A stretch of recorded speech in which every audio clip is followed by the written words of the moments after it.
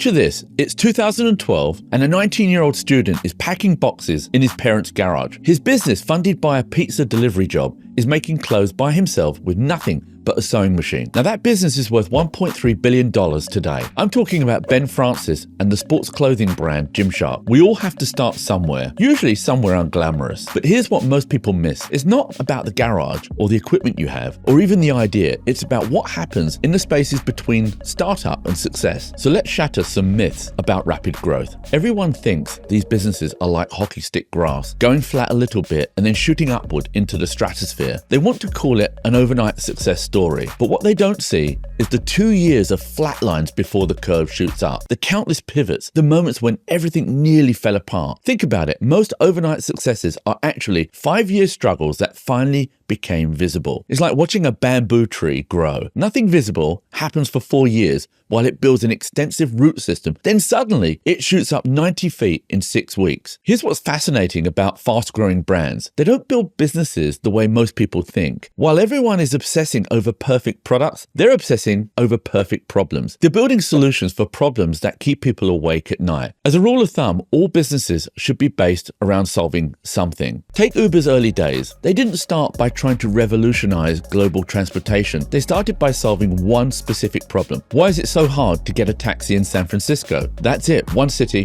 one problem. They solved it so well that people started asking for more. The real magic happens when brands hit what I call the momentum matrix, that sweet spot where customer love meets operational excellence. It's not just about growing, it's about growing in a way that makes you stronger with scale. Here's something peculiar about the fastest growing brands. They treat customer feedback like oxygen. They can't get enough of it, but they do something even more interesting. They listen for what customers mean, not just what they say. When early Amazon customers complained about shipping costs, they didn't just lower prices, they created Prime. They understood that the real complaint wasn't about cost, it was about uncertainty and friction in online shopping. Now here's where it really gets interesting. The fastest growing brands master the scale paradox. They build systems that work at 10 times their current size while operating like they're still in that garage. They combine the hunger of a startup with the capabilities of an enterprise. These are valuable contrasts to take note of. Spotify is a perfect example of this. They built a technology infrastructure that could handle millions of users while maintaining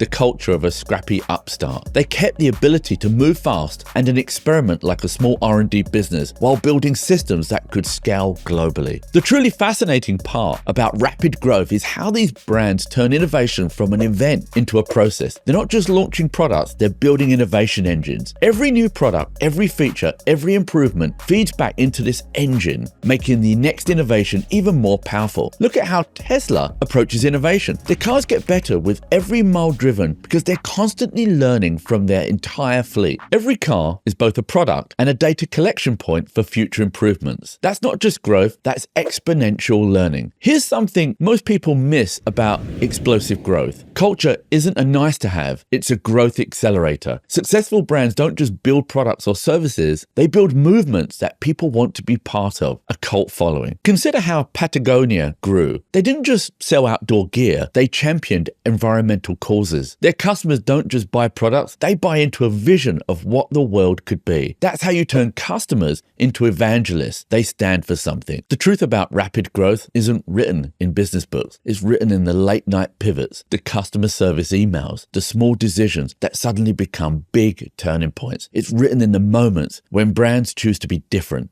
not just better. But here's where it gets interesting. The companies that grow fastest aren't actually obsessed with growth at all. They're obsessed with making something that matters. Growth is just a byproduct of getting that right. If you're going to spend the next 5 years of your life perfecting an idea before hitting the big time, you have to believe in your idea and believe that you will reach the curve in the hockey stick graph where things take off for you and your business. Here's a question that might just change everything. What if your goal isn't to build a big company? What if your goal is to build something so meaningful that it has to grow because the world needs it to? Think about that. While everyone else is asking, how can we grow faster? Maybe the real question is, what can we create that the world can't live without? Because in the end, the journey from your garage to every house in the globe isn't measured in dollars or users or market cap. It's measured seeing lives changed and problems solved. I'd love to hear about the problem you're tackling. Share it in the comments below. What real problem are you working to solve? My team and I read every comment and we're genuinely excited about the challenges you're taking on. Please like this video and subscribe to my channel for more content like this. Thanks for watching.